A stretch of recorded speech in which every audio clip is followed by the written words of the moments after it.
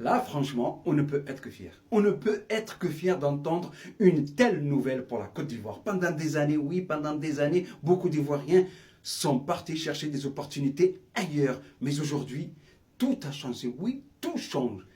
Maintenant, il y en a qui reviennent au pays pour entreprendre, investir, construire leur avenir. C'est France 24 qui le dit, c'est pas moi. La diaspora ivoirienne revient avec des compétences, des idées, l'envie de créer des emplois avec une croissance, écoutez bien, de 6,5%. La Côte d'Ivoire avance. Voilà une Afrique ambitieuse, entreprenante et fière. Vive la Côte d'Ivoire. J'aime entendre ça.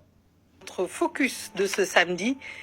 Longtemps, vous le savez, le rêve était de partir. Aujourd'hui, de plus en plus d'Africains installés à l'étranger regardent de nouveau vers le continent, attirés par des opportunités économiques, la croissance de certains marchés, mais aussi par une quête de sens ou d'identité. Ils envisagent le retour parfois progressif, parfois définitif.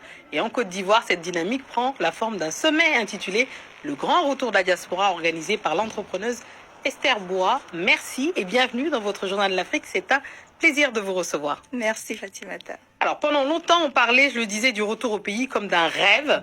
Aujourd'hui, avez-vous le sentiment qu'il est en train de devenir une réalité au moins économique?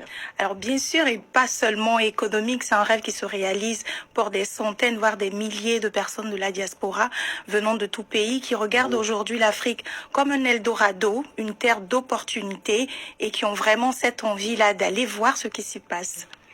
Alors, votre événement s'appelle le Grand Retour de la Diaspora. Qui sont ces femmes, ces hommes qui reviennent?